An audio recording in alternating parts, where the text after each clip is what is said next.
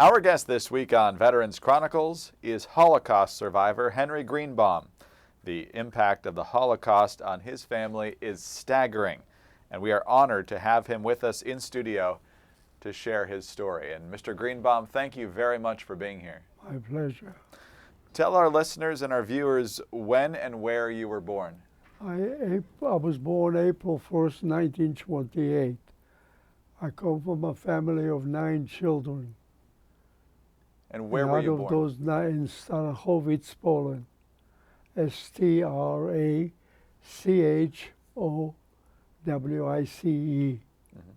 Starachowicz, Poland. It was 75 kilometers south of Warsaw. I think that's where it was, but I'm not sure. Where were you out of the 9 children? I was the last one. Okay. And so it was before the Nazis invaded Poland that one of your sisters went to the United States, correct? She came here in 1937. Was that as a because young of the girl. war? And one of the sponsors of that one was my father's brother, Charlie. That was his. He had 3 brothers and a sister, 2 brothers and a sister, and they immigrated to New York in 1904. It was easy to come to this country in those days. In 1937, when she left, was it because she was worried about Germany, or was it for different reasons? No, just a different reason. Tried to make a better life for herself. Okay. We all tried to come here, but the immigration laws were kind of tough at the time. Before the Nazis invaded, what was your childhood like? What we made a living from? What did your father do, and what was Yes. your childhood like? My childhood was just a normal upbringing. I went to public school. I went to Hebrew school and played a lot of games with other children. Mostly soccer we were playing. Was there any animosity towards the Jewish families before the Germans You know came? what? I don't remember anything like that in my town. I don't think we had that much anti-Semitism in my town, too much. There were worries. Your father was worried long before the invasion that it Yes. was coming, yes? He got us jobs in the munition factory. My 3 sisters and myself already working in the munition factory. You're just 10 or 11 years old. I was 12 years old. 12 years old. Wow. What was that But- like? It was good. I mean, I looked forward to it. If I didn't go to school, I went to the factory to work. Mostly at schools until they identified us with the yellow Star of David in the front and in the back.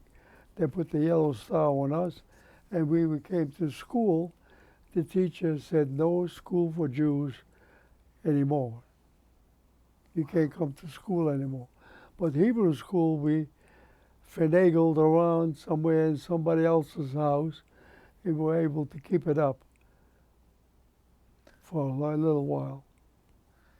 Even before the Nazis came, you suffered a major tragedy when your father passed away. Yes, 2 months before he passed away. Was that a heart attack, or? Well, that took a lot of, worries. The main chief is gone. He's the one that made a living in the tailor shop with the older brothers and the other brother. But then one of them was drafted in the Polish army, and he had to fight the war with Germany. The other brother was home with us. So Mom thought, that Dave will take over the business and run it the way we made a living. Not that big of a deal, but nevertheless, we had a shop to take care of. People come in, they want to fix things brand new, or maybe shorten, maybe lengthen, let out, take in. And also the girls would come in too with ladies' clothes. and Mom would have the girls helping along with that. Had your father trained them over the years? Had your father trained them over the years? Oh yes, I'm sure he learned, the two older ones. My job was very easy. I had to keep the iron going hot. In those days we didn't have electric irons. We had an iron with a hollow tummy, and it was filled up with coal, I guess. Or I don't think they had anything else. But coal, I think, is the one that, and I had to lay on the floor with a piece of cardboard paper and either blowing out of my breath or either moving along to get some air started so the iron get hot if I didn't go to public school. That's fascinating. Tell me about September 1st, 1939, when the invasion came. What did that mean for you? Well, I was actually scared, but Mom assured us she remembers World War One. That didn't bother us too much, the Jewish people. Now and then, somebody got beat up, or maybe he did something wrong, or maybe he didn't. I don't know the answer to that, but I don't remember anything like that. So how did you experience the invasion? When did they come to your town? Oh, when they came to my town, we were on a farm then. After my father passed away, Mom got very protective, especially of the girls. And the one brother was only home with us, the oldest brother. The other one was in the Polish army. She got a horse and buggy for my neighbor, and they took us 10 miles away onto a farm. And the farmer knew us because he would bring every Thursday eggs, butter to either he was on the marketplace or sometimes he would come in if he had some work to do. And they put us up for 3 days. And by the war invading my town, September the 10th, I think, when they took over the town. And my mom told the girls they can't go nowhere. They have to stay put in the home, and she gave them all the protection they need. Little did she know what was waiting for her, that she could not give her any protection at all. If the girl were free to go, maybe they can find a job on a farm somewhere. Maybe they're not Jewish, maybe a farmer would take her into work, but she didn't let no one leave. They had to stay put there and with the protection of her. And then while we were there on the farm for 2 days, we were eating our breakfast outside. The farmer gave us bread and butter, and we had to take a tomato off the vine. There were still on tomatoes on the vine, and a big cluster tomato. And if you finished that, you had a good breakfast. You were not hungry, especially the tomato. Nice big ones, yeah. Yeah, the cluster tomatoes. And we stayed there for 2 days, and we heard all the commotion going on in my town because we were only 10 miles away. So we heard the bombardment and all that going on. But she didn't want us around there, so none of us got hurt.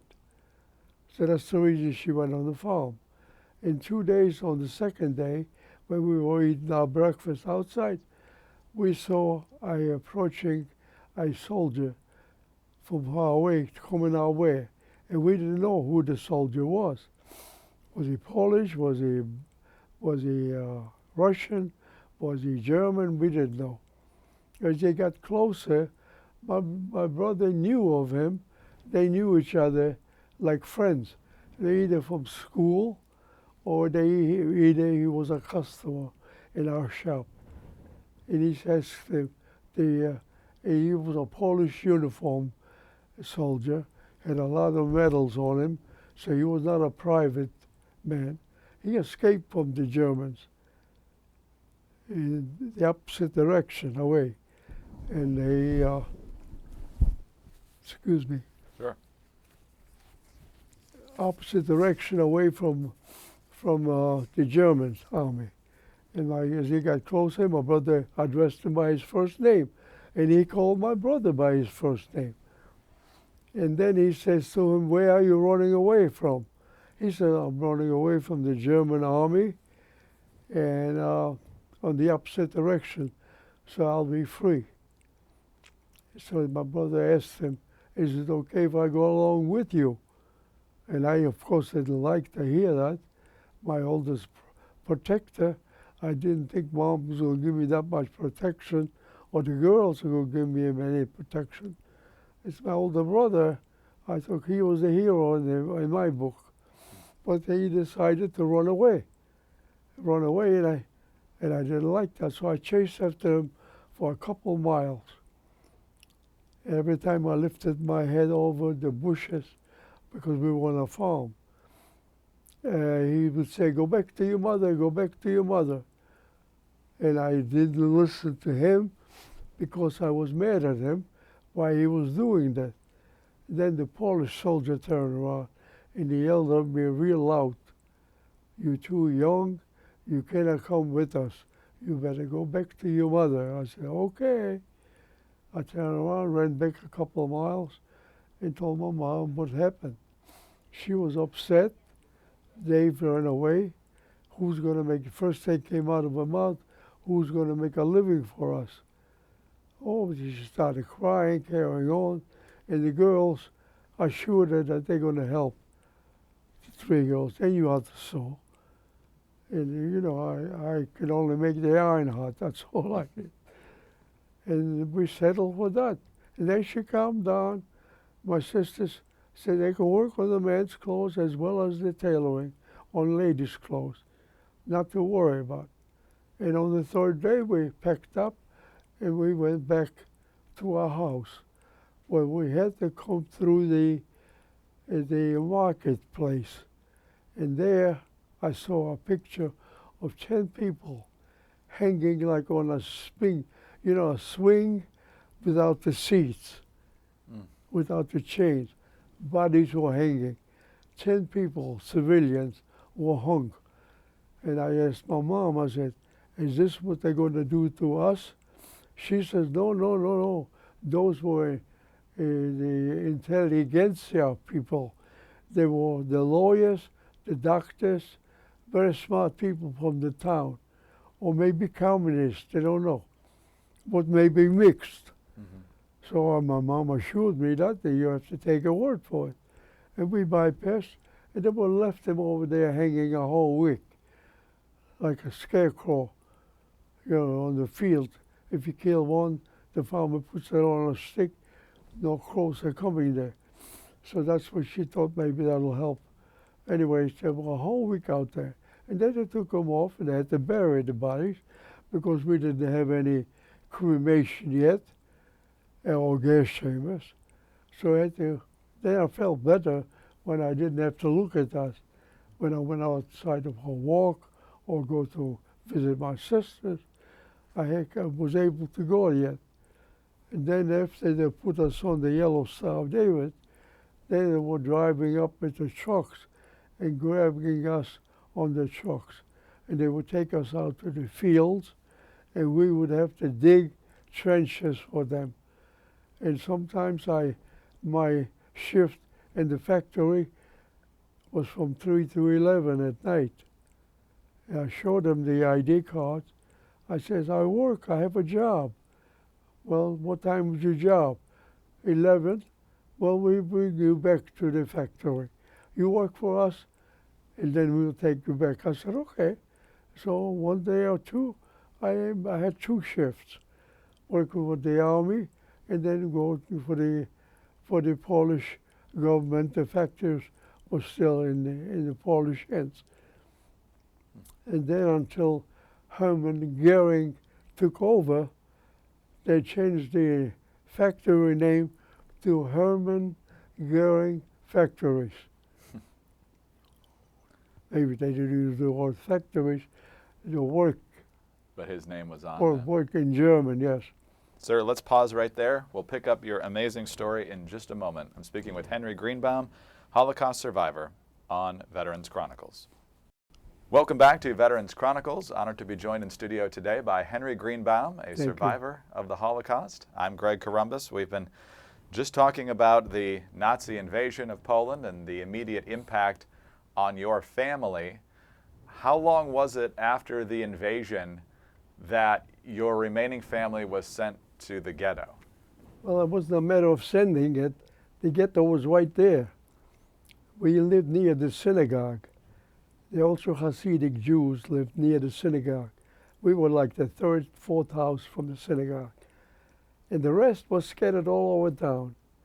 And one day, they didn't let anybody go to work for 24 hours. And they brought extra soldiers in, extra dogs in, and they chased us out of the ghetto area to a more open field. And there we saw the Jews that didn't live in this area. My two married sisters didn't live in our area. They lived somewhere else. But we saw them at that marketplace where they told us to come to, where they marched us to there. And then when you walked up, you had to come through the soldiers, and they were directing traffic, which way you go. So we walked up as a family, myself, my mom, my 5 sisters. 2 of them, 3 actually were married, but one of them gave up the little girl to go with mom, with the grandma, because she was already working in the factories. And we didn't know they were going to go take him and kill him. We didn't find out till after the war that all those, they were separated from us. Able-bodied people, pregnant women, handicapped people, elderly people, people that just gave birth to a child, carrying the little tiny tots in their hands. They were all separated from us. The only ones that they left there was able-bodied people, or the ones that worked in the factory and they had the IDs. So I'm sure that almost half of our population they separate us from, never made it. And we found out after the war, because we were looking for them after the war, going to different camps. And we came to a camp called Bergen-Belsen. We came to Bergen-Belsen, and there was the British soldiers. They freed Bergen-Belsen. I was freed by the Americans on a death march, but so I ran into my first cousin. She says, what are you doing here? I said, I'm looking for Mom, your aunt, and I'm looking for you two key cousins with their children. She says, nobody from your family or my family is in this camp at all. But I am going to Poland after it's all over, after the occupation, and looking for my brother. I said, why are you there looking for your brother? And look for your cousin, first cousin. Zachary, he was in the Polish army. So and I told her, I cannot go with you, I'm too scared. I want to be with Mom and stay in the ghetto. They took them away, we no longer saw them at all, till after the war. We were looking then, and my cousin said that nobody's here, so we stopped looking for them. Then we ran into the highest people that organized later on this election. The people that survived, they said, no, look where they were killed 2 days later in Treblinka. They were all gassed to death because Treblinka didn't have any work camps there. They came by train, they were ordered to the gas chamber for a shower, and then they were gassed to death, and then they were cremated. So that's all that happened at Treblinka? That's all happened in Treblinka. That's what they told me. If anything else, you can investigate. There must be more to it than that. But as far as I know, the people that got there, they said, leave your luggage and we'll deliver it to you. So the luggage was left on the train, and they went to take a shower, undressed, take a shower, and they were gassed to death. And then they had to be buried. But they didn't have to be buried because they already had gas chambers there. And crematoriums. You were sent to a labor camp with... I was right there in the ghetto from October 40 to October 42. And that's when they had that selection. They took the people away to Treblinka. They didn't let us go back into our home. They chased us past our home for 6 kilometers uphill. The extra soldiers and the dogs, they would literally chase you. So whatever your valuables, if you left in the ghetto area, stayed in the ghetto. You could not retrieve anything anymore. They chased you past the ghetto. On top of a stone quarry, they built for us a slave labor camp with a tower and the guards and the searchlights and the dogs and the barracks. The barracks were sitting on stilts. And then we arrived at our destination. The loudspeaker came up. Attention, attention. You must empty all your pockets, all your belongings. No money or gold or jewelry can come through this gate other than yourself and your clothes. Otherwise, we will kill you. So everybody that didn't give away to the soldiers in the ghetto, they were able to bribe the Ukrainians. They were not able to bargain with the SS guys. But the Ukrainians, you give them a watch, a necklace or a bracelet, he will bring in bread, extra bread. Because in the ghetto we were on a what do you call it, they had to bring in our food. Mm-hmm. And every week the food would get less and less and less. Like for instance, soap, it was about 2 weeks we were going with the soap. So we could not keep ourselves clean at all. And then we arrived, nobody got hurt. Everybody furnished a little blanket about 3 feet wide, rolled up. And then on the way to the barrack, when the barrack was full, they each our signals. If it was full, we went to another barrack. And the barrack consisted of a wooden shack with bunks, 3 bunks. But the bunks were not put any straw on, or mattress, or blanket, or anything. Just a plain wooden shelf. 3 guys to a wooden shelf. We had to sleep mostly on the side to be comfortable. So if one turned, all of them had to turn. And the blanket that we used, it was rolled up like this handkerchief. They used it for a pillow-like, so the board wouldn't press into your neck.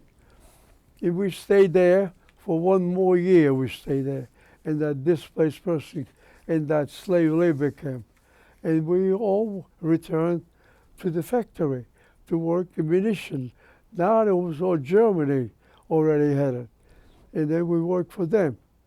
And then now and then they would take you away from the munition, printing out anti-aircraft shells to make springs or maybe bullets or any other things to teach you other than just stamping out anti-aircraft shells.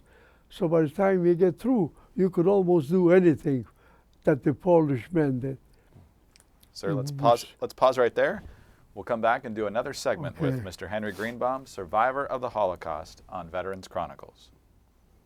Welcome back to Veterans Chronicles. I'm Greg Corumbus, honored to be joined today by Henry Greenbaum, a survivor of the Holocaust. And sir, you were just telling us about life inside the labor camp. This was the labor camp where our jobs continued. One of my sisters that gave up her child to grow with grandma because she had an ID that she worked in the factory. So she didn't want to, so she had to separate it from the child. If she wanted the child, she could have gone with the sisters to Treblinka They didn't know where they were going in those days, but she could have done that. And by the way, her husband was already in America too. Her husband came to New York, set up a ladies' shoe factory, and how lucky could she have been with ladies' shoes her husband owned. It would have changed every half hour a pair of shoes. But she didn't live to enjoy that, because she was with me, with the other two sisters, and she became a tailor. They were looking for volunteer tailors to work on the German uniforms, on the high-ranking officers' uniforms. And they told them, for 6 months, you're going to be running a uniform shop, and you're all going to repair things. And I'll tell you a week before when you should have those ready, because all of you are going to be deported out of here. So the tailors didn't like what they heard. They said they were deported. They didn't tell us where, and you can't ask questions. And after almost the year was up, he came, the high-ranking officer came to the tailor shop, and he told them, next week you must have all these things ready, because all of you are going to be deported. No more slave labor camp here. We're going to be sent away somewhere else. Where, they didn't tell us. So what happened? They didn't let anybody go to work for 24 hours. They always have 24 hours because of the different shifts. So there was 24 hours, they made sure everybody is under one roof. And then all of a sudden the trucks pulled up, and they picked up all their uniforms intact, and the tailors in the meantime organized an escape out of there. Or we were guarded by the Ukrainians and the German Nazis, and the dogs, and the floodlights, and the guns they had. They were guarding us on the top of the tower. At nighttime it was pitch dark. And all of a sudden, our sister that joined the tailors came by with a Jewish policeman. When I get back to the barrack from my 11 to 3, no, from 7:30 to 11, I'm all mixed up, from 7 in the morning to 3 in the afternoon. But then I had another shift from 11 to 3 in the morning, then from 3 in the morning to 7. Anyway, she told me, do not go in when you're returning from the slave labor camp. Do not go into the factory, and don't go into the barrack, rather. Stay outside and wait for me. It'll be pitch dark. I was already 15 years old that time, and she says, we are going to escape. She wouldn't tell me a week before about that, in case they beat you up and they get some secrets out of you. I don't think I would ever reveal that, but anyway, you never know. So she didn't tell me till the night before. And I'll come by tomorrow at 11 when you have the shift, when you come back, and I'm going to come and we're going to run out of here. It was pitch dark. She came by with a Jewish policeman that she had befriended. And she held his hand, she grabbed my hand, and we were running maybe 10 feet away to the hall, and we were lined up 10 in a group. So the tailors alone took care of 10 groups. There were 100 tailors. And then whomever they told lined up behind them in 10 in a group. But the only thing happened that only one can slip through at the place where they came to run away. Only one can slip through it at a time. So the third party, the third of the 10 who got out quietly, they brought a pair of clippers from the factory, and they cut the wire open on the fence so 2 people can, or 3 people, when you arrive at 10, more people can squeeze through and it'll be faster. And that's what they did, the third party. Then they started breaking open the outdoor fence, and that was a wooden fence. Even a hacksaw or a saw would make a lot of noise. they kept breaking the wood to make the hole bigger. They made it bigger, and then all of a sudden that attracted the dogs because they were barking and screaming, the dogs, and the guards knew something was wrong, so they flipped the lights on.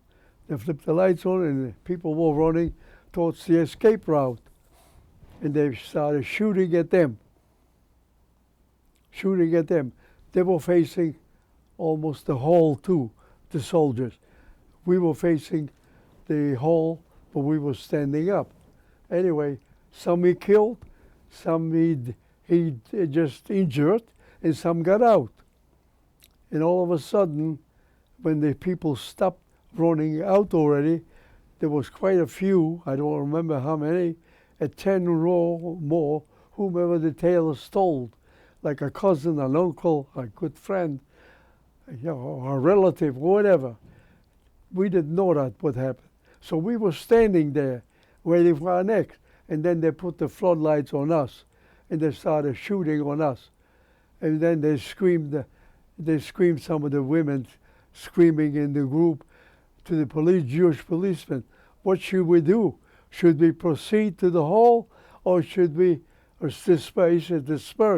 They could only kill one at a time. They had the rifles only, they didn't have a machine gun, just a rifle. So they could only shoot one at a time. And we all started making back to the barracks.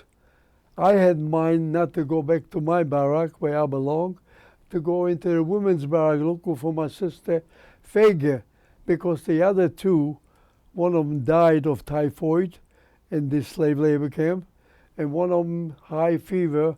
She didn't go line up for work. They shot her. The Einsatzgruppen, the killing unit. So I only had this one sister, husband in America, and the daughter. Her daughter went with grandma to Treblinka. So I only had the one Fege. The one Fege was not there, and then I could not find her. So I said, well, I'm going to start. He was running with the lights everywhere, but if you lowered your head, and our barracks were in the opposite direction, and I ran into the women's barrack. I opened the door. The woman stayed there, the caretaker of the barrack. You can't come in here. You're full of blood. You're going to get us all killed.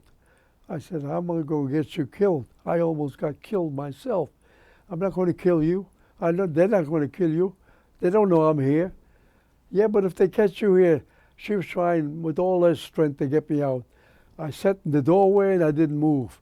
I said, you're going to have to pick me up and throw me away somewhere, but I'm not leaving this place.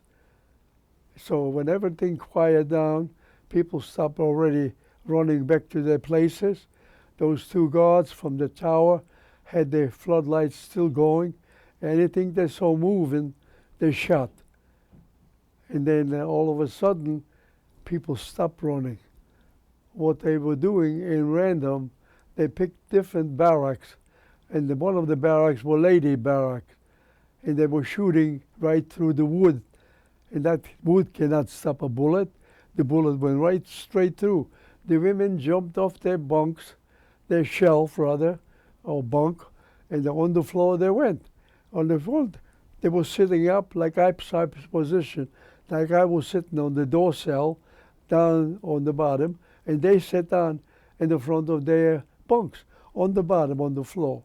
And I was eye contact with every one of them. And I looked for my sister Fege. I didn't like the answer she gave me. She said, she's not here, you have to leave. No, and then I ran into my first cousin, Ida. The one I ran in, I jumped myself ahead of time in the other camp where the British organized it. And she asked me to go to Poland with her. She made it. She did not escape. She made it into this barrack, and she said, I'm going to Poland. Do you want to go with me? I said, Ida, I am not going to Poland. I'm too scared. I even don't want to be here with the British soldiers. I want to be with the American soldiers because I had a sister in America, and I know if I get in touch with somebody else, they might have let me into America. That was in my head. So I didn't want to leave the Americans at all. I feel more comfortable with the Americans. And I stayed there in the where was I? In the Let's go back to when you're in the barracks and you found your cousin. You were looking for your sister. In the back. So anyway, we were put on trucks.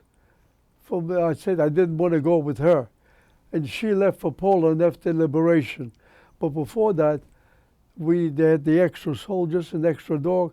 They put us they did march us back uphill. They marched us for 6 kilometers to the slave labor camp. But down, they did not march us.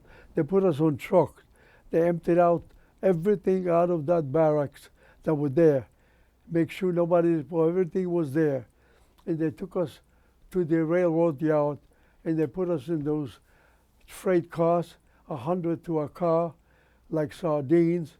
No water, no bathroom for 4 days at least. No bathroom, no water. And it was kind of hot in there. You could hardly breathe in there. And that little window that they had, maybe it was like 15 inches by 10 inches, barbed wire on that. And then if you could make it over there to get a breath of fresh air, it helped you. But some people were stubborn. They didn't want to move away from there. That's where they're standing. They didn't want. Eventually, they got into a fight. They got him away from there. I was 15 years old. I was sitting in the corner on the floor and just dozing off. I said, let me go to sleep. I won't have this punishment and trouble with the other inmates I have the trouble with. I just sit quietly. And then later on, they quiet down. They let the turns over to get a breath of fresh air. We were traveling for like 4 days. On the third day, we arrived at our destination, and I was 15 years old then. I came to Auschwitz-Birkenau at 15. And the German Nazis had to open our wagons from the outside to let us off. I just want to go back to your escape attempt, because while you talked about the guards shooting at you at the escape attempt, you didn't mention that you got shot. Where did you get hit? I'm jumping ahead on myself. I got hit. A bullet hit me in the back of my head. A bullet grazed me. They listed on my bio a bullet in his head, but the bullet never got into my head. It just cut an opening, 2-inch opening right here, and I was bleeding furiously. And that's when my cousin, when I was in the women's barrack, she says, let me help you. Your sister's not here. I know what bunk she was on because I looked for her this morning. They were first cousins. She says, and let me help you with your wound. I said, I was shot, injured. She had a bucket of water there, and she had rags that they use in the barrack to clean up something. She cleaned me off. She stopped the bleeding with a dry rag, and she told me to put her beret that she was wearing on top of me. She put it on my head, and the bleeding stopped. Then I got out of there, and then I got back into my barrack in the slave labor camp. And then they fixed a hole, and then they shot all the wounded people in the front of that hole. And this is what will happen to you. Should you ever get an idea and try to escape again, we will kill you. And we had to watch them killing all the wounded people. There was the policeman. He was still alive. He was on the floor, on the grass, sitting up, upright position, with his cap on and the white band, I think. And he was sitting up, moaning and groaning. He was wounded. But I didn't see my sister until he was killed. When he tilted over and he fell, there's my sister figure. She was dead the night before. Maybe she ran instead of running back to her barrack. The two of them, maybe the policeman decided to go with her to escape. And maybe at the escape route, he was injured, she was killed. And I was 15 years old by myself. And I was put on those trains, and I wound up in Auschwitz-Birkenau by myself. And I said, dear Lord, you will have to watch over me now. I am only alone now. I don't have the sisters in front of me. My 3 sisters are dead. I said, they were gone, so you will have to watch over me so I can come to America and be a good citizen here. And that's where I came. In Auschwitz-Birkenau, the first thing they did is they took away your name and they gave you a number. They gave you a number on the arm. If I can open up my sleeve. Sure. I think I got it. Go ahead. Let me see. Get a shot at Let me see, maybe I got it. God damn, you get old, your fingers don't work anymore. Anyway, I think it reads that way. A18991. Can you raise it up a little bit? Huh? Raise it. Can you raise your? Oh, raise it up? Yeah. Okay. And then just turn it. But facing the camera here. Oh, like this? Like this. That's, Oh, yeah. okay. Perfect. Just hold it right there. Can you get that? Yeah, thank you. Thanks. Okay. Okay. Yes. Go ahead. Okay, after this, I finally got a haircut. I didn't have a haircut in 3 years. No shower in 3 years because they didn't give us any soap. In the summertime, we would undress from the waist on up, a man, and he didn't have any soap. You took dirt and put it all over you like a mud bed. And the next one would pump the water on you and clean you off. But that didn't kill the lice. And the lice infestation was so bad that some people would die off of it.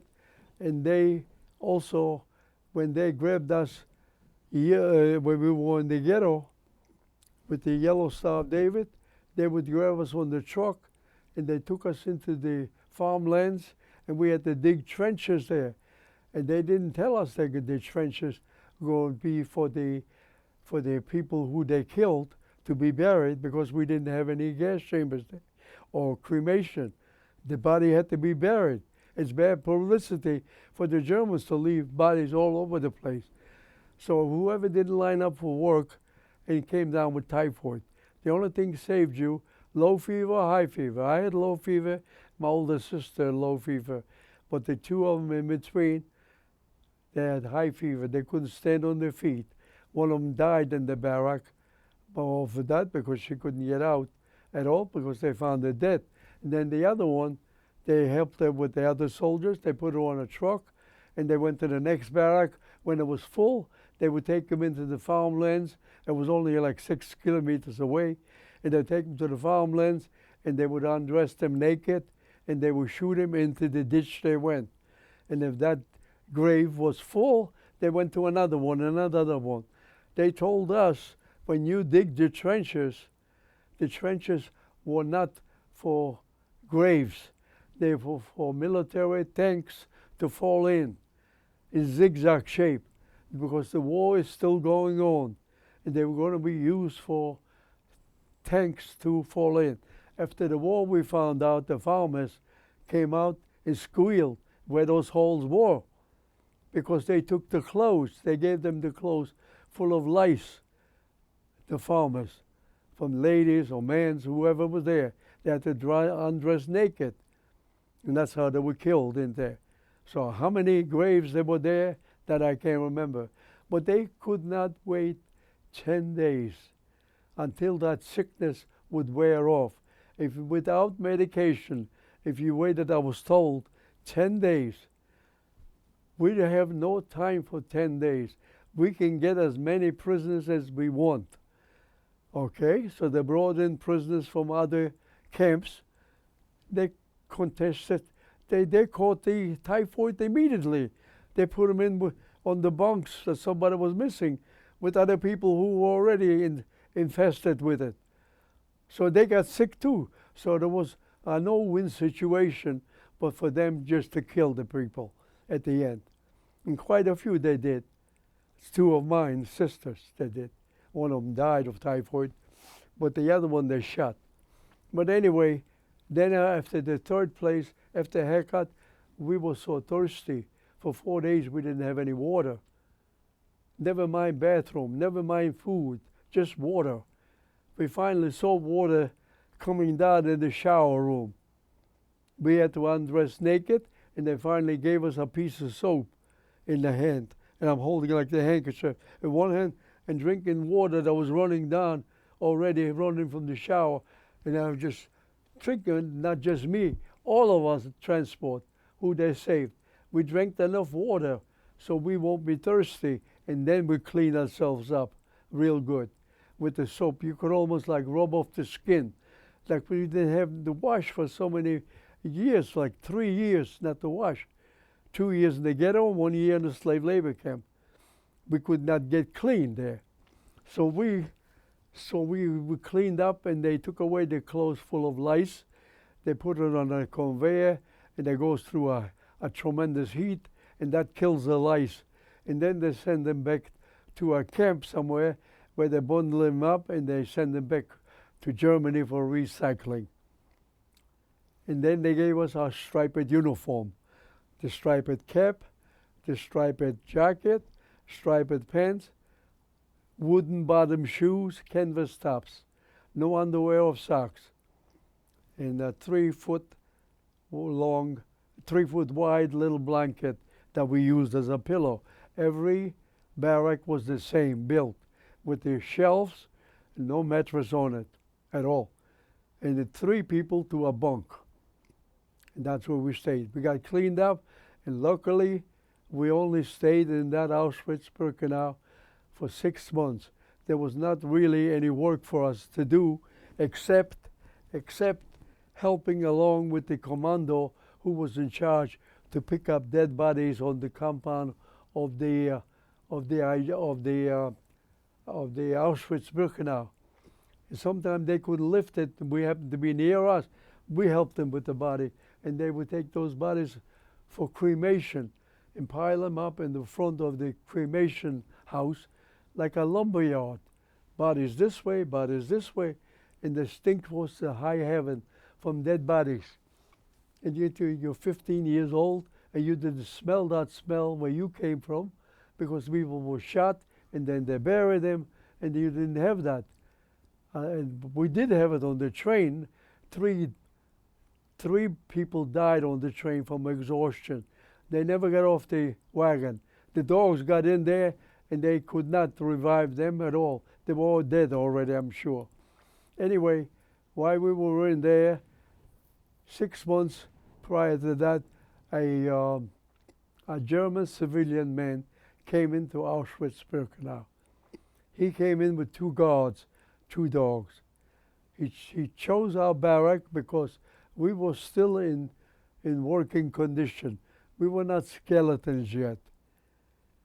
He sent him in to chase us out of the barrack. In the front of him, he looked you in your face. Over here. You go this way. You go right, left, right, left. Half of my transport was murdered the same night. We didn't know that until all the people that were there before us, they know the news, what's going on. They've been there long, maybe a year or so they know what's going on. He says they were all killed, murdered, because they had an order how many they need to kill that night, or they didn't have any room. I think they probably had an order how many they need to dispose of.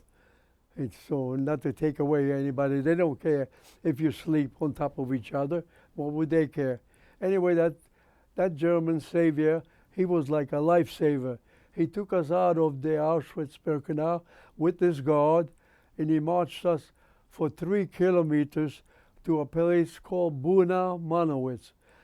Buna, B-U-N-A, Monowitz, a subcamp of Auschwitz.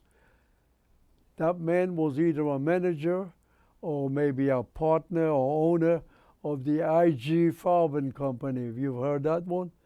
From the IG Farben? Yes. Okay, they're the suppliers of cyclone gas, box sprays, automobile tires, bicycle tires, synthetic fuel. But the 50 that man, the civilian man, picked was to build us we should build a road in the compound of the IG Farben company, cobblestone road and a sidewalk. 3 months we were building that. We did quite a pretty big chunk. And the supplies, 3 wagons was sitting on the rail, maybe 5 feet away. If we had run out of this stone, go get the train and help each other with cobblestone and pile up here, gray or gravel or sand or cement, whatever they needed to build the road was. And we were like 3 months at the time building that road. We did quite a little bit, quite a few feet away.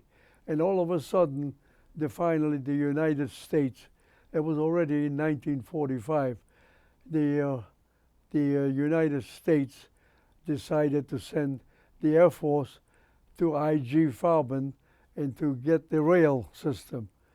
So they would always bomb the rail ahead of the locomotive. So when the locomotive got to the destination, you had to stop because they would turn over everything.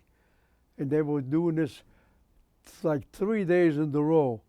On the third day they came back, they demolished. On the first day they came back, they passed by for us. They had a push cart with picking up little papers from the ground with a stick or something that they had put the ground, and they were to keep the compound clean. The British soldiers, they were pushing just a cart. They looked like in good shape, shaven clean, their uniform well taken care of. Their little cap was underneath here, under the shoulder. The shoes were shined, and they came by us. They had a bunker in the IG Farben company. As soon as the siren blew for air raid, they ran to the bunker.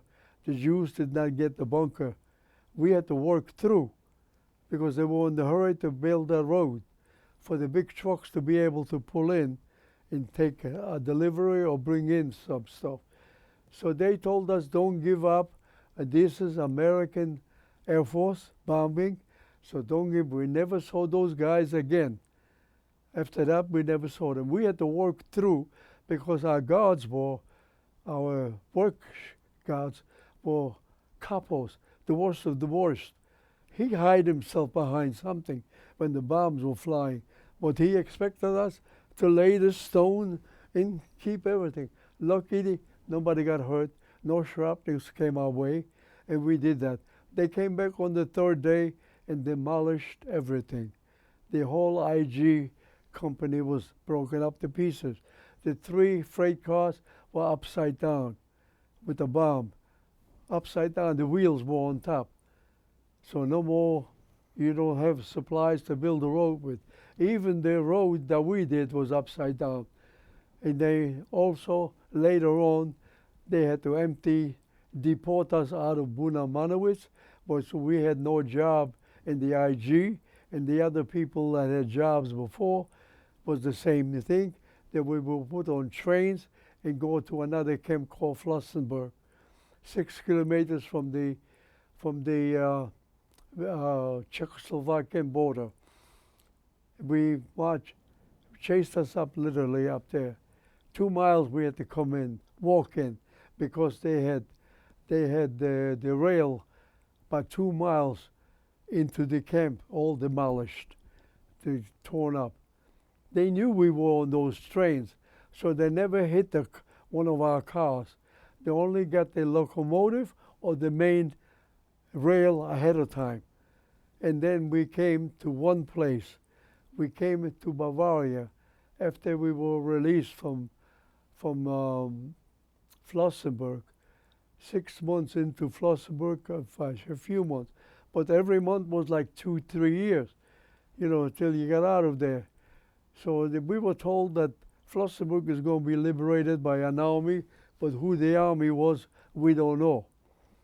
We were thinking Russian because of Czechoslovakia, that the Russian would be closer to us than American. But guess what? There was American soldiers that came to liberate Flossenburg. 3 days before that, they found out with the spies, they know each other, what they're doing. He said, before the American army got to Flossenburg, they took all of us on trucks, and they took us into a rail, and they put us on rail, and they rode us through Bavaria, Germany. We went to Was another camp that was Dachau? there. Dachau? No, not Krakow. It was a bad camp in this with the city limits, I think. Maybe it was Dachau. Is this the death march you're talking about? Maybe it was Dachau. I'm not sure, but we only stood there a few months, and the work over there was nothing to do but just bundling up clothing from civilians who they murdered, or maybe they came from all over, from people. There was a story high. We had to bundle those clothes up with the rope, and they were sent to Germany for recycle. In the meantime, we were on trains, and then we hit a Sachsenhausen. We only stayed like 2 nights there, and they set us to go. Loaded up again on the train, and then we rode the whole Bavaria, Germany, on trains. No water was given to us at all. No food was given to us. And then we came to a place called Schwarzfield. In Germany, Schwarzfield makes translation black field. We came there. Now there was a situation where they had a carload full of Nazi soldiers on that Schwarzfield trip. The locomotives, when they came through the countryside, very quietly, you heard them singing German songs and drinking and living themselves up, and this Heil Hitler and this, that, whatever they used. So we know there were plenty of them here, that even if we get freed, we're just not going to be a good sight. Well, anyway, Blackfield, we stopped. That time, the Air Force had enough. That time, they're low flying the American planes, low flying. They told us they had to open up the doors of our wagons. By that time, the women had half cars, open cars. They told us to jump over them. They told them, the women, to get off and run into the wooded area. He said, if they go too low, you run into the woods. If they're up higher and away from you, run into the woods and drop 10 feet, you have to drop. Because they were already there on a tripod, mounted their guns already, the Nazis. And there, again, with the Air Force, that day they bombed from the rail and the locomotive, and every car was bombed. Every car. If a survivor didn't get off the car, they got killed. Mm-hmm. But most of them they chased out. The Gestapo, the SS. They opened the doors and they screaming, "Rouse, rouse," and the dog. They got them out of there. So I don't think anybody got killed. Maybe when they were running away, maybe, but I don't think so. I didn't hear a shot fired. From then on, we started marching. From Schwarzfield, we started marching to different places. We didn't know where we were going. And the 2 guards and the 2 dogs were guarding us. One was a Ukrainian and one was a Nazi soldier. And they were guarding us. They ran out of supplies, so they located a farm because the dogs need to eat, they need to eat. They located a farm. The farmer is German, they're German. We were eating leaves of bushes who dropped in the late March. The bushes they were already dead, but the leaves fell off, brown leaves, and stuff them in our mouth, chew them up, and grab some water from the creek because we had a bowl for soup, but we didn't get any soup. We would get the water off the creek and drink the water to wash those leaves down. And then the order was, while they're eating a 6-course meal, to get 1 raw potato. We, the marchers, got 1 potato and water to drink. Had to wait till they finish eating, the dogs finish eating, and we marched again. We marched again till the end of the week of Auschwitz, of the last week in March of 1945, and also the 25th of April, 1945. They marched us constantly, march. They didn't stop in the farm every day. Maybe twice a week they stop on the farm. They took supplies with them. We were not allowed to buy one potato. You line up, they gave it to you in your hands. And don't get rid of it either. Chew it up fast, and they gave us some water to drink. And then we came to one spot. We stopped there, and we no longer marched anymore. After that, the two soldiers saw the American planes flying low. They knew it was Americans. We didn't know who the planes were. We thought it was German planes guarding the army that was on the highway. But guess what? On the highway, maybe a half a block away, we could see the Thai side, but we didn't know what marking of the equipment was. We thought it was German equipment, but those two guards knew that they were German. They were American equipment. So they had us sitting there in a circle while they ran away from us. They saved their lives running away from us. They didn't want to, normally they would kill us first. So you can't tell them the story, what they did. But us, they left alone because the American army was so close. And when the gun fires, makes a whole lot of noise. And they would have been caught by the American for war crimes. And they would have been charged with war crimes in the courts, I guess, and get caught in American courts. So they ran away. They must have gone on a farm. I didn't see it, but they must have gone on a farm, took their uniform off, put civilian clothes on, and they're just another German. And we were left unattended for a few hours. And then a main tank took off from the main highway, and a military tank took off towards us. Maybe they saw it on striped uniform, maybe they saw the binoculars, I don't know. The tank came with two soldiers on it. They parked 5 feet away. The hatch opened up on the tank, and we were sitting there. We said, now we're going to get killed for sure. Now they're going to get killed for sure. We still didn't know it was an American tank until the hatch opened up, and the beautiful man came out of the hatch, crew cut, America written here, in a uniform, put his hands on his mouth. He says, we are Americans, and all of you are free.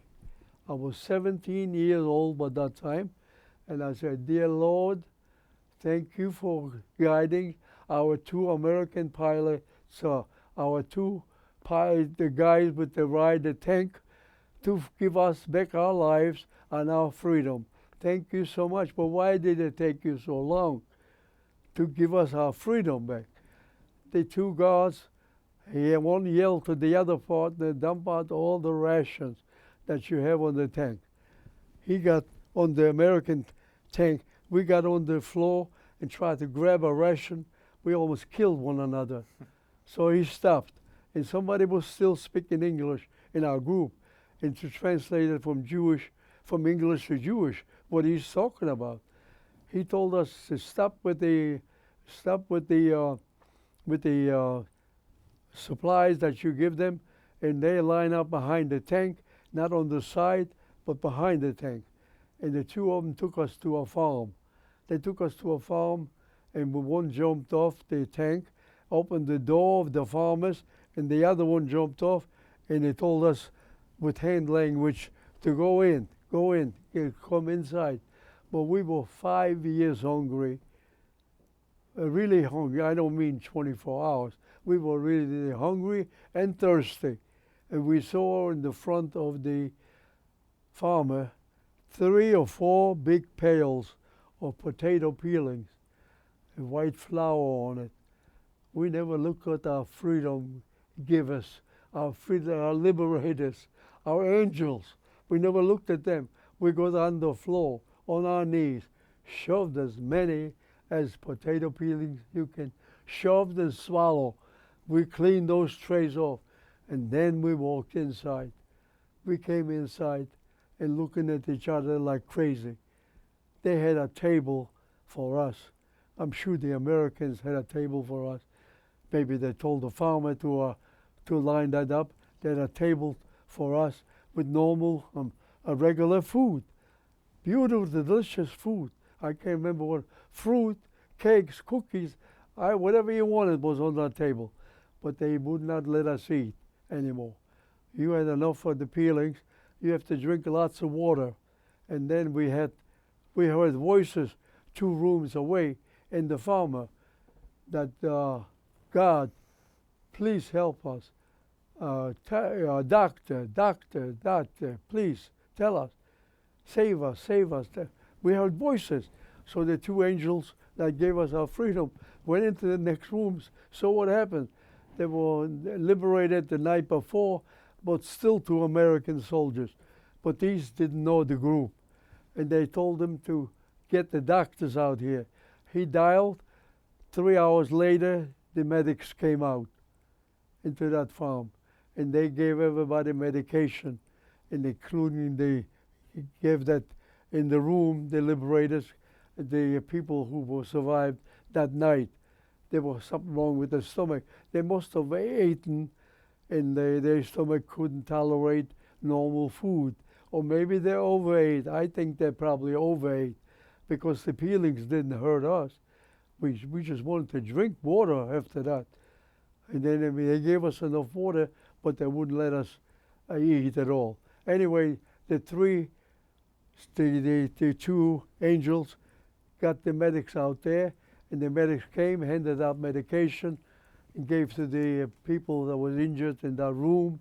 And I showed them the wound on my head.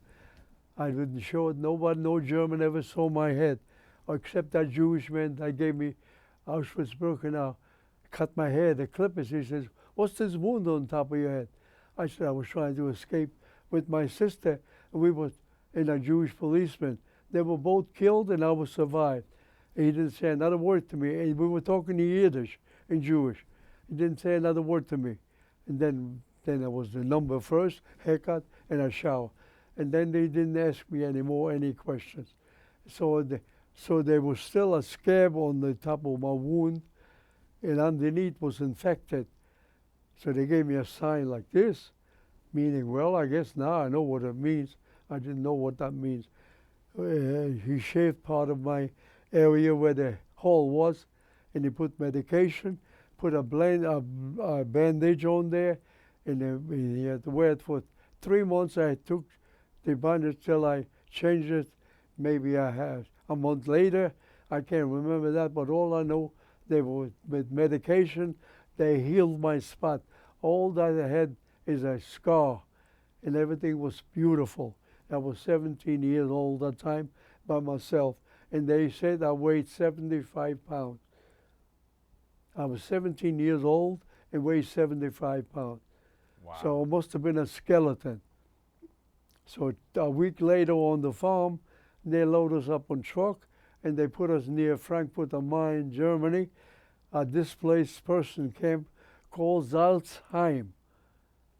Salzheim with a Z. Mm-hmm. And there was organized by UNRWA and also by HIAS. And we had 3 good meals a day. We had no guards with us, no electric fences, an open field. They took a neighborhood and they put us into that neighborhood. This is where this house you eat, this house where you celebrate, and this house where you want to play cards or whatever you want to do. And no guards, and that's what we were doing. Make sure you come for your food. We would like for you to don't miss a meal, because they want to get us in shape so we'll be able to do everything humanly possible. And we stayed there for about a year. We stayed in that. It took a year to get back to normal with the 3 meals a day. And I was occupied by the Americans. And the American soldiers took us out. They came in one time. They paid us a visit in Salzheim. And they took 3 Belarus, I think they were Jewish, and 3 Jewish boys from Poland. And they gave us jobs with the American Army. We had the keys to everything the cook needs in the supply house. If the soldier wanted something, he had to come to us to go. If he wanted a date or something to go out, if he find a Fräulein or something, whatever, we had to give them maybe a block of candy or maybe a pound of coffee. It didn't happen often, but it did happen. And then in those days we didn't have any gloves, and the staff sergeant would come out and check your hands, and then make sure you scrub them real good, and you wipe them off with a white towel. And we were handing out the food to the American soldiers. And one time they brought in a black soldier and 2 military police. I think they wore the bands. They brought them in to get some food. From there, we had to serve them food. There was a prison of what, I don't know. It was American soldier. I guess they had a uniform like an American soldier. So I don't really have what that time happened. But later on, after the year was up, we were working with the Hayas and the UNRWA people to try to find my sister in America. So the beautiful American soldiers that they had, there's no praise enough for me to praise the American soldier. They were so kind to us. They give you the shirt off their back while we were sleeping. They got up early. They woke us up later. Go wash yourself, take a cold shower. It was always summertime. And so you can hand out the food. You know, they were very good American soldiers. I have, like I say, the best in the world, I think. They had a saying that time. The Americans said they had a saying what they tribute to. Well, anyway, the Hayas and the UNRWA people helped us locate my sister. That cousin went to Poland. She located her brother in Lodz, Poland, and her brother knew of my brother, who was in the Polish army. So her brother visited my brother, and he told him that I was liberated by myself, no sisters involved, only by myself, 17 years old, and I'm near Frankfurt am Main, Salzheim. He came 3 weeks later. How he came, I don't remember. We came by plane or by boat, or I don't remember. But anyway, he showed up. The first thing he came to me, and we grabbed and hugged. And then, you know, he was not that I lost sight of him. I knew how he was looking. And I said to him, we have a sister in America, but I don't know where. All I know is I tell these beautiful soldiers, the American soldiers, that they are in America, but they can't find my sister. Do you have an address? He says, the best I can do, she's in the Washington area. And that's how they found her.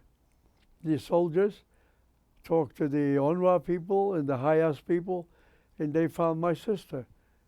And the only spelling differently was mine. They spelled it in America, Greenbaum. We spelled it in Europe, Grynbaum. So between the Y and a double E, my sister would find the 2 brothers. She found us. She says, those are my 2 brothers. She sent papers for us.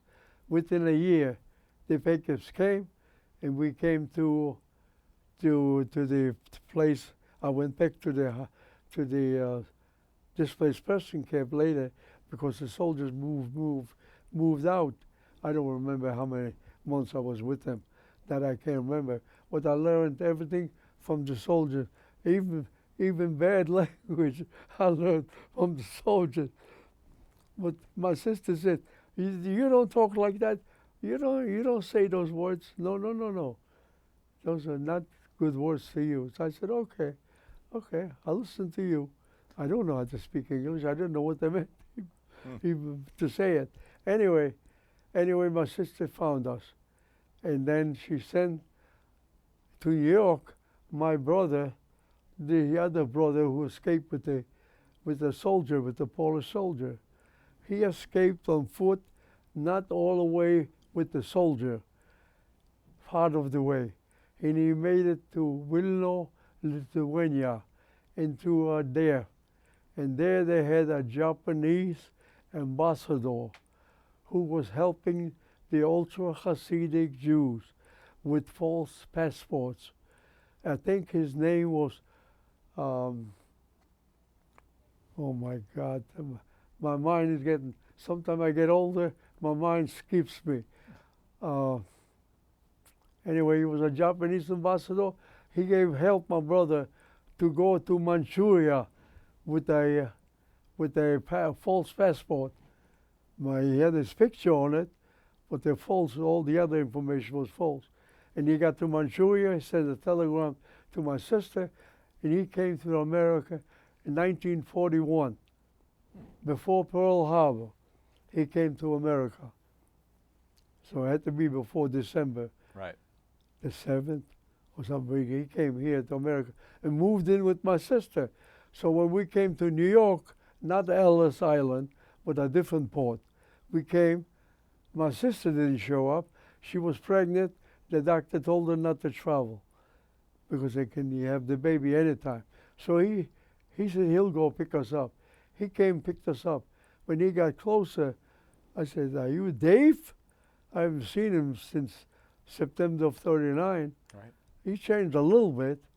We look alike, but he changed a little bit. I said, "Are you the one who ran away with the Polish soldier and you would not take your little brother, 12 years old, and I would have been in America in 1941 instead of coming in 1946. Oh, you were too young. I didn't know what to do with you. Yeah, I thought maybe the mom would be the perfect place for you, be with the mom. But my mom was separated from me. A year later, we were separated. One went to the slave labor camp, and one went to the other place, who was just a killing center. But I'm trying to think of that Japanese ambassador, Shukaharo. Here it is. Okay. They had two names. I think if you get on the computer, you can find Shukaharo. And then after they found out that he's helping along, and then without any money at all, he was helping them from the goodness of his heart to send them away, to free him, to send him to Manchuria. And when I came here, I said, "Okay, your brother, you're still my brother." I said, "I'll give you a hug, but where are you going to take us?" "To my sister's house." He took a train and we left for my sister's house. Came to sister's house. She had the attic cooked for us, me and my brother Zachary, that was in the Polish Army.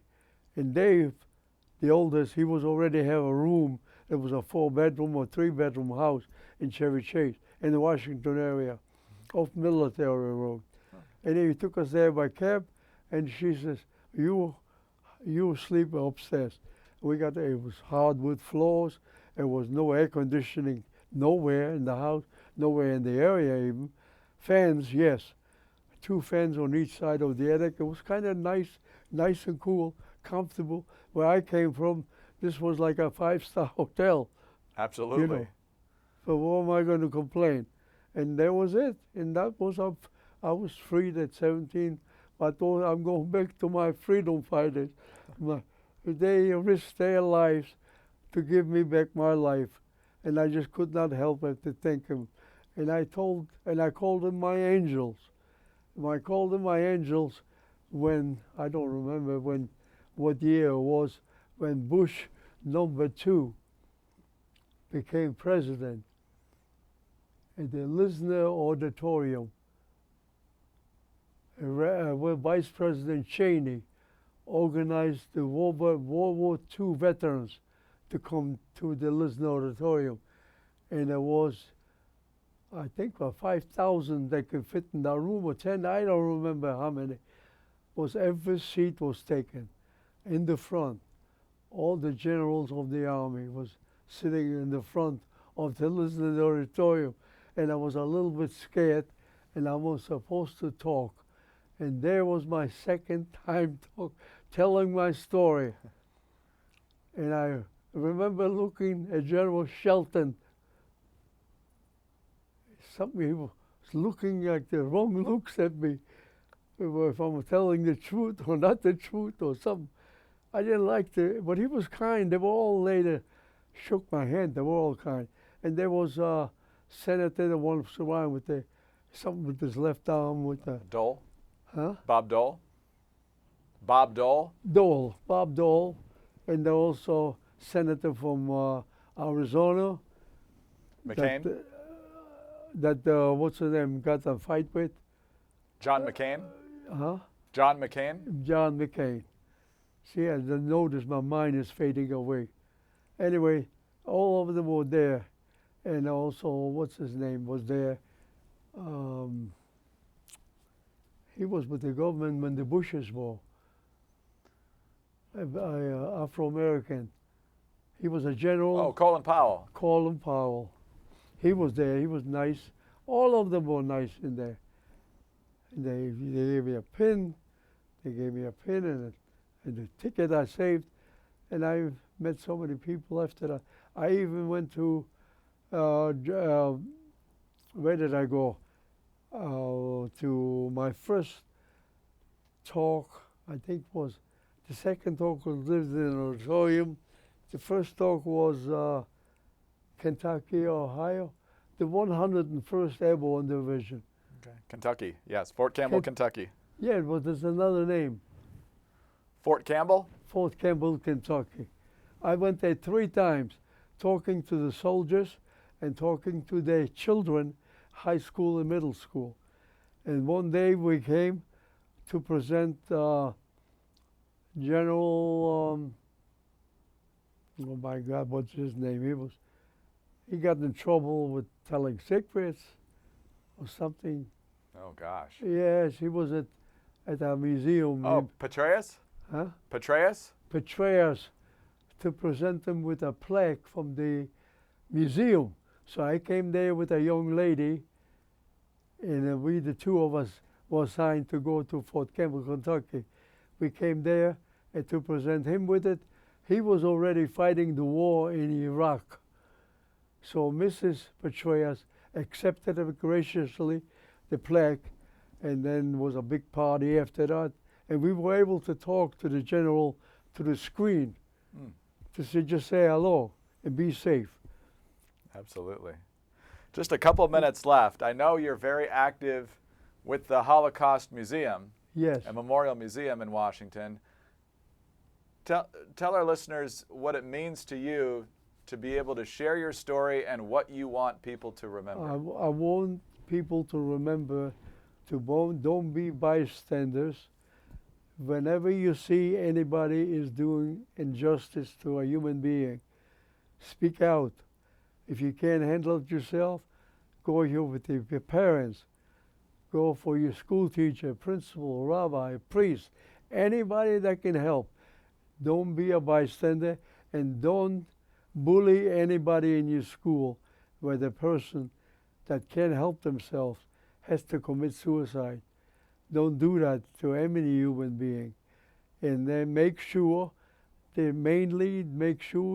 that the injustice is not done to any human being. That man can't help himself, disfigured. He was created by God. That's why he was created. So no use picking on him and laughing at him, so he committed suicide. And this is what I want people to remember, that we'll keep talking as long as we got a voice. And we told each other on the death on March that if you survive, make sure you tell what they did to us. Because you have a lot of deniers that it didn't happen, they say. It did happen. I got a number on the arm and plus. But I'm volunteering at the Holocaust Museum for 20-some years. I come there, trying to come there every Friday, unless they send me out of town. But they haven't sent me out of town since I started using the walker. I came to Louisiana, and now I'm going to ask you the city in Louisiana. I can't remember some of the cities. New Orleans? Huh? New Orleans? No. Baton Rouge? Baton Rouge, Louisiana. We came there, and the young lady that traveled with me, Emily, works in the museum. Her parents live there in Baton Rouge. Anyway, one night I spoke to 1,100 Catholic boys. The next night, I talked to 900 girls, Catholic. The third day, I spoke to a Jewish film festival about the Jews. And that's when I got sick.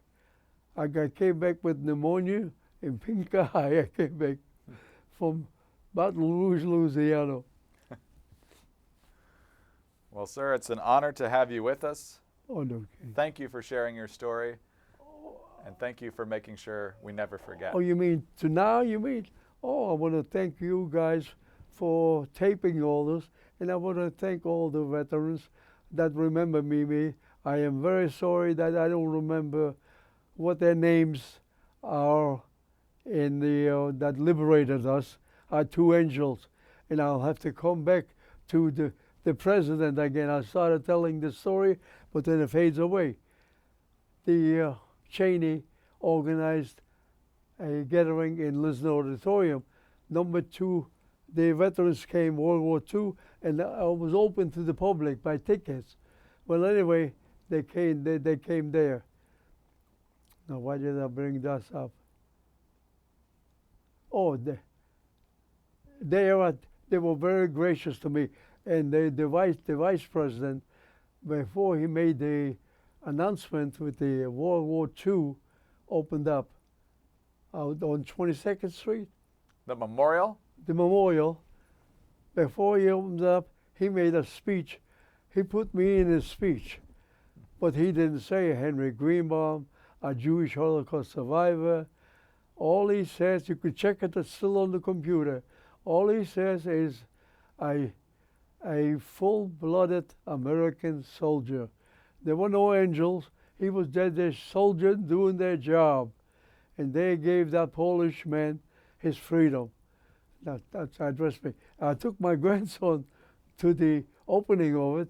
He didn't sit me too close to the podium, but I got a pass to go under the tent, and I saw beings over there, generals and football players. They were there, different places. So when he made his speech, I heard it, but on the screen, I can see it on the screen.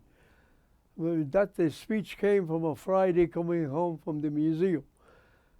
The speech writer asked me, would I mind if the president puts my story in his speech? I said, you got to be kidding. It's got to be an April Fool Day. It's happened in April, I think. I said, you got to be, well, if you don't want to do it, you don't have to do it. So then I thought of it twice. I said, yeah, you could do it. If you don't, they don't. So it won't be coming from them. But it was from there. But he did not give me to say a survivor, I liberated mind. He did not say anything like that. And who was on that little booklet cover was the guy that on 10 o'clock every Sunday morning, he was talking from his office. He was a civilian, Irish name. McLaughlin?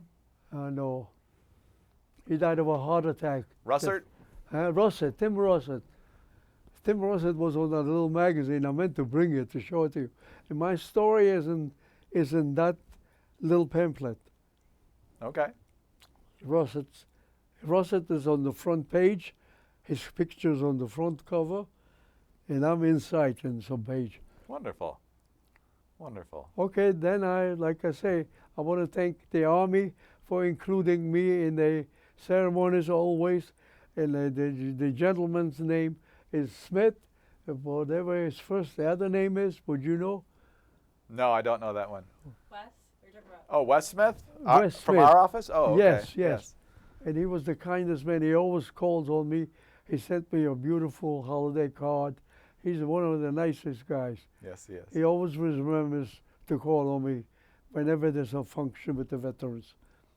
Wonderful. So I want to thank you all for you, and I want to thank the reporters here, whoever is the job, and trying to do my job. Just talk as long as I can. Thank you, sir. Perfect.